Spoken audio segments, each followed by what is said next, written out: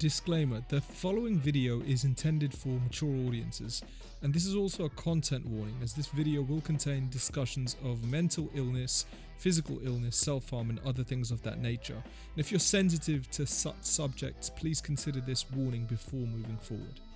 In this video, we will begin by offering a brief history of Lil Ugly Mane's tumultuous musical career. As we delve into his most recent music, we'll discuss how he portrays mental illness and its side effects in more vivid, gripping detail than arguably any hip-hop artist ever has. We hope that you enjoy it. Richmond, Virginia represents a unique cross-section of American music. It's the home of some widely beloved singers, such as D'Angelo and Amy Mann. Simultaneously, it's well known for its unusual metal and punk scenes, giving us bands like Gua, Municipal Waste, City of Caterpillar and Inter Armour. Jason Mraz and Limp Bizkit's Wes Borland also rep the RVA, which, anyway, the point is that Richmond seems to be a weird place, but certainly one where any style of musician could theoretically find their local footing. Enter Travis Miller. Miller spent a majority of his teenage years and early 20s basically trying out any and every genre he could. Punk, industrial, ambient, hip-hop, metal, you name the style, and you can probably find a song online where that style has been attempted by this gentleman. The style through which he would achieve his most success, though, is hip-hop. Richmond doesn't have the national stronghold on the rap game that, say, Atlanta, New York or Chicago has, but this isn't to say that there are zero prominent rappers from the area, nor am I insinuating that there isn't a scene there right now. It is worth stating, though, that a vast majority of the hip-hop A-listers from Virginia, such as Pharrell, Timbaland, Pusha T, No Malice and Missy Elliott, are from the Norfolk, Hampton, Virginia Beach area, considerably southeast of Richmond. Regardless, Miller ascended to a level of fame that sideswipes the mainstream. He took the underground sensibilities of the punk bands he grew up with and listening to and applied them to the American South's rich tradition of hip-hop. To be specific, Miller was openly fascinated with early crunk, horrorcore and trap. Without much of a local flavor to pull from sonically, he sought inspiration from the Memphis, Houston and Atlanta scenes. This is how Travis Miller transformed into Lil Ugly Mane.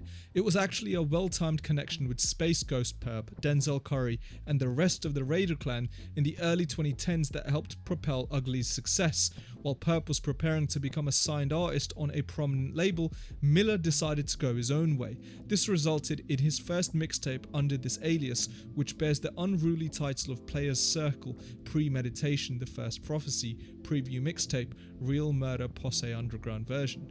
Unlike many of his contemporaries, Ugly's beats are entirely self-produced.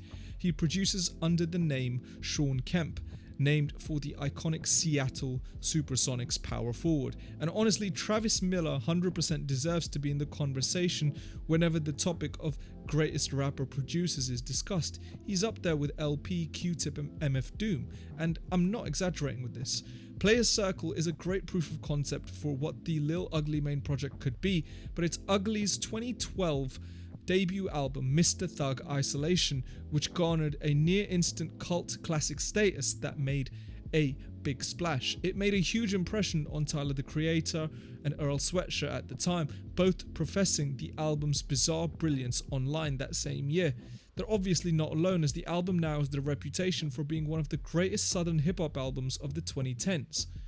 With his voice slightly pitched down to further obscure his identity, Ugly ensured that his debut album would be as mysterious and frightening as the albums that scared him as a kid, particularly those from Gravediggers, the groundbreaking horrorcore group founded by RZA, Prince Paul, Poetic, and Fruquan. Mr. Thug Isolation completely delivers on this promise, serving up decadent violence, dark humor, and an enveloping soundscape to keep it interesting. At the time, you would be hard-pressed to find anyone making music exactly like this. Even Ugly's contemporaries weren't putting nearly this much care and conceptuality into their work. I don't think Space Ghost Perp could have ever written a song like Lugubrious, which is simultaneously the funniest and most threatening song on the album. Mr. Thug Isolation contributed to the renewed interest in the sounds of the South in the 90s that we still see to this day. Basically, Thug Isolation walked so Astroworld could run. It helps that Ugly can actually rap too. His lyrics are uniquely hilarious, his hooks are shockingly catchy, and he always keeps his flows interesting. The song Slick Rick is the perfect example of all of these components coming together perfectly. Duck down when you see me in that monster coupe. Slick Rick said treat him like a prostitute. She on my like flies in a box of fruit. That hook excellently encapsulates what makes this album such a delightfully macabre treat. He then disappeared. Well, sort of. Miller did not stop releasing music suddenly after Thug Isolation, but he certainly threatened to do so. Subsequent releases were mostly EPs, instrumental projects, and compilations, all of which pointed to the self-destruction of the Lil Ugly Mane project. See, as I alluded to earlier, Miller had less than zero interest in being involved in the rap game, let alone the music industry. If things seemed relatively playful and fun for Ugly at the beginning of 2012, when Thug Isolation dropped, things took a severely dark turn by the end of the year. He dropped an EP entitled Uneven Compromise just in time for Halloween, though it's less an EP and more an 11-minute long night terror. Uneven Compromise is split up into 4 distinct parts, 2 of which are full hip-hop songs and 2 of which are uncanny instrumentals. Track 1 is Ugly diving off the deep end in terms of horrific imagery, with 2 chaotic verses full of allusions to Satanism, murder, and absolute moral corruption. Track 2 of the EP is mostly composed of chopped up samples from hip-hop legends such as KRS-One, Audio 2, Gangstar, and Common. He fuses select vocal snippets together to generate the phrase, "Labels feel no guilt taking your money, the reason that my people say they tired of rap." The sentiment here couldn't be more obvious, and it sets the stage for Miller's upcoming frequent mysterious departures from any musical creation. Track 3 is probably the most messed up, even worse than the first set of verses. It details a story in which Ugly runs into an old friend on the streets, and he's clearly down on his luck. He's essentially a failed drug dealer, so Ugly reminisces with him and throws a few bucks his way for old time's sake. After all, he sees that he's taken up an addiction to the needle, and Ugly, a recovering addict himself, feels obligated to be of some help. It's not an uplifting story of overcoming addiction though. After assuring Ugly that he has a place to stay with his aunt, the 2 part ways. However, he actually speaks with his friend's aunt later that same day, and she offers a completely different perspective on the situation. I know it's almost a decade old, but I'm not going to spoil the ending of track 3 of this EP. You'll have to listen for yourself. The final part is a weird beat that morphs into a harsh noise insanity. While Uneven Compromise is not the final goodbye to the Lil Ugly Mane project, it set into motion a multi-year crisis of persona from Miller, who apparently was beginning to view his own portrayals of drug use, poverty, violence, and mental illness in a completely different way. The Ugly Mane meta-narrative drastically shifted from a dark comedic Memphis trap tribute to a deeply personal exorcism of mental demons. As the title of the video suggests, this is our main area of fascination with Miller's music. 2013 was a strange year for the man, specifically August 2013, a month which saw an unusual amount of output on Miller's Bandcamp page. Within the first 2 weeks of the month, he'd suddenly dropped 2 hours' worth of unreleased music, most of which appears to have been recorded between 2008 and 2011. Most of this material is hip-hop or hip-hop adjacent, and it's largely a series of unused instrumentals from the Sean Kemp vaults. These were the first 2 volumes of the 3-sided tape, and the relative speed with which they were released led many to assume that the 3rd volume would be coming any day now. Well, we'll get to that. Let's just say it definitely did not come out in the month of August 2013. Instead, Miller chose to end off this strangely consistent music release period with what many consider to be the definitive swan song of the entire music project, the 8-minute long song Prelude to Panopticon on Doing an Evil Deed Blues. This song is basically him officially saying goodbye to fans of his music under this alias. He basically spells it out in the chorus, saying, "I got some records, cut some samples, made 'em mine, I wrote some raps. I had a couple fire lines, a couple labels asked me if I want to sign, but rapping ain't my grind, I just used to like to rhyme." He then spends a majority of the song professing his longtime love and appreciation for hip-hop. This is a genre which he considers to be the most progressive, considering how far it has advanced in its 40 or so years of existence. He also laments that pure creativity just isn't possible in the hip-hop machine as it exists within the music industry. He only ever wanted to rap for fun, and the pressure he experienced after Thug Isolation blew up online only worsened the overall experience for him. At the time of its release, he announced that not only would the third volume of Three-Sided Tape arrive, but so will the often speculated about final Lil Ugly Mane album. Neither of these would arrive until 2015, with the critically acclaimed third side of tape being released in spring, and the final album coming in the dead of winter. Third side was especially cool since it basically included Miller's entire hard drive. It contained about 2 hours of music all on its own, some of it dating all the way back to 1999, much of it industrial, metallic, noisy and harsh. But let's talk about Oblivion Access. Of all the full-length albums Miller has released, this one is almost the darkest, save for his most recent album, which we'll get to next. Oblivion Access is the final statement of Lil Ugly Mane, though Miller has revived the alias for the occasional guest verse. And while I still yearn for another proper Ugly album nearly 6 years later, you cannot argue that this album has finality written all over it. Perhaps the biggest change is that he ditches the pitch shifting completely on this album, dropping any and all artifice he previously attempted to uphold. So okay, this video is supposed to be about how Ugly Mane raps about mental illness, right? While it's been a tangential matter in his previous canonical releases, it's really come to a head on Oblivion Access, so let's talk about it. After a demented instrumental intro, the album properly kicks in with columns. It's a single verse track that starts off by apparently lashing out at political columnists who work for the corporate media, and it quickly devolves into multiple existential admissions. The verse's final lines speak volumes. I drew a portrait of Abraxas on a napkin. Sex has never given me an ounce of satisfaction. Life throws a lot of questions, but I never ask them. Facts are human arrogance, we barely know a fraction. Welcome to the theme of Oblivion Access. All one can know is that one knows nothing. This album is about the experience of understanding one's own lack of understanding and how a person can potentially respond to such an epiphany. And hey, if that doesn't mess your mind up enough, the next song, Grave Within a Grave, will.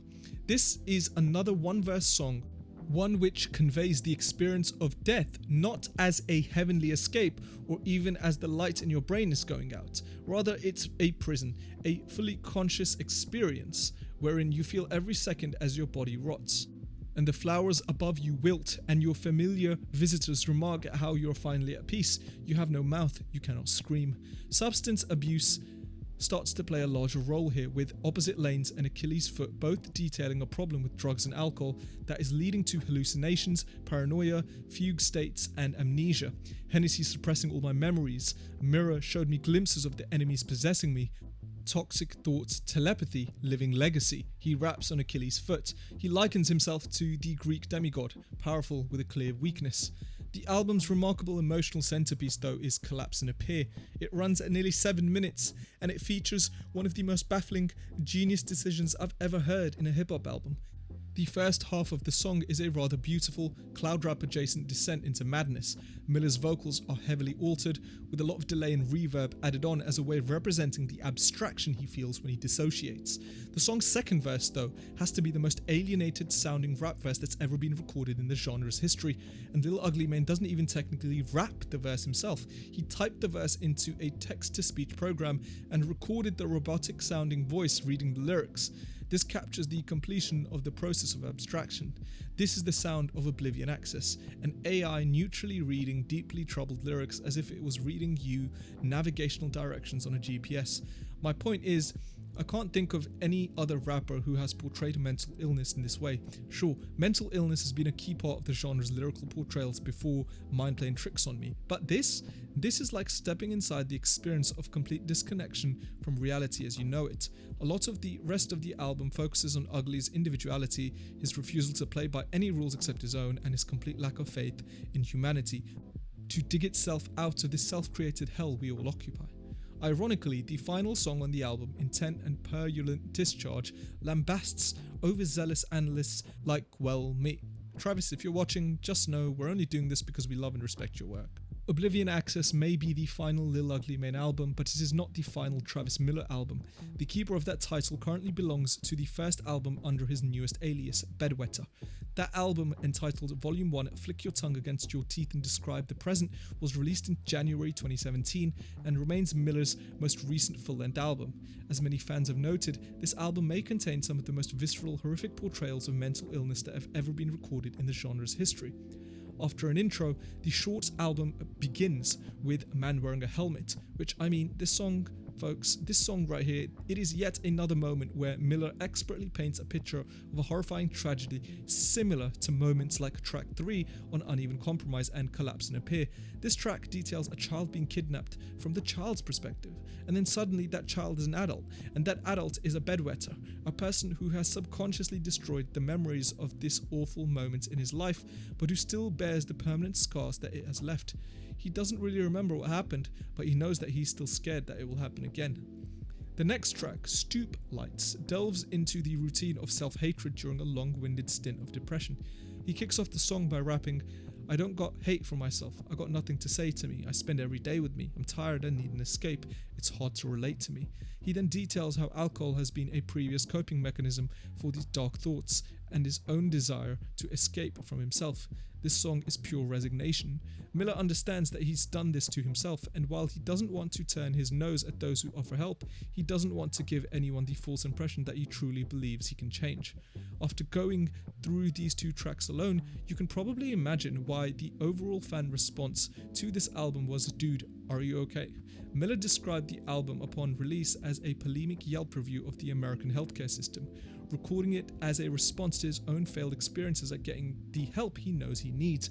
He describes his anguish in a Facebook post that went up shortly after the album was released. To summarize, he sought help for his mental illness in a moment of relative strength and lucidity, and was instead turned away because he would not admit that he wanted to hurt himself or others.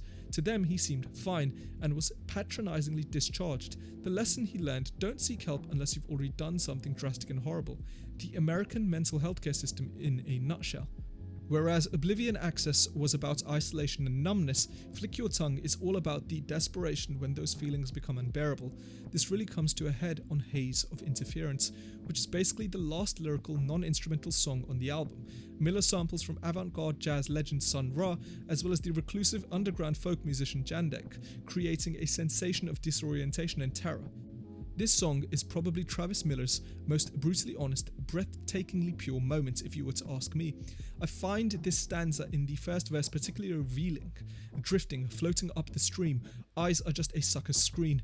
The earth and how I see it are rocks that have been crushed between. Foggy little planet where you groping hands touch to a scream. Greener on the other side, how about nothing's green? The second verse presents a clear split between Travis Miller, the human being, and the various personas he has created over the years. It's an extremely confrontational moment, with Miller rapping in the second person at himself, clearly pulling from his most negative impulses. You're just as stupid as you've always been. Treat your stupid little problems like a molecule of oxygen. You're never getting better, you're addicted to the madness. You treat it like a muse. Are you happy now, Travis? This is the sound of hopelessness, the depressed, anxious mind at its least productive, and yet out of the agony springs some of the most forward-thinking hip-hop music of the 2010s. He closes out the second verse by summing up his career as such. I'm standing by a microphone and yelling at a wall. Pick 1,000 names, you're still nobody at all. This is both one of the many examples of self-degradation throughout his musical career, and a reference to the fact that he has released music under over a dozen documented pseudonyms. But no matter what he chooses for an alias, he always sees himself as a boxed-in loner doomed to perish in a suffering, cruel world. This basically gets us up to speed in terms of Travis Miller's primary hip-hop related musical ventures. There is so much more music from him that is worth diving into, but that would need to be a much longer video than this could ever be. The point is this: the actions of a careless world have consequences far beyond the initial cruelty. The everyday horror of privatization encourages antisocial behavior, exactly the sort Lil Ugly Mane has portrayed in his music over the past decade or so. In his earliest music under that name, we caught a pervasive sense of darkness that was more akin to an 80s horror film. But as his releases became more sporadic and volatile, that cinematic sense of dread became all too real, to the point that you literally can't separate the Bedwetter album from the surrounding narrative of Miller's attempted self-hospitalization. We are properly in the 2020s now, and I think that this decade is going to be ripe with rappers plumbing the depths of trauma in their music. And I don't mean like in the Logic yo who can relate sort of way. Lil Ugly Mane wasn't the only one doing it in the 2010s, of course, with artists like Death Grips, Danny Brown, and Cage all painting equally harrowing portraits of their work. Lately, recent albums by Open Mike Eagle, Backxwash, and Homeboy Sandman have trod similar territory, but the fact still remains there has never been a rapper more morose and lugubrious than Ugly. I can't proclaim to be able to tell you what it all means, what Miller is really saying when he says it. I could only speculate about the underlying topic and the motive in his message. All I really wanted to do is to celebrate Miller and his work. Travis, if you do happen to be watching, we sincerely hope you're doing well, all things considered. Everyone else, thank you for watching. Tell your friends and family you love them and that you're there for them. If you do feel the need to seek help, here are some resources, phone numbers you can call and all that. You will get through this. You are not alone.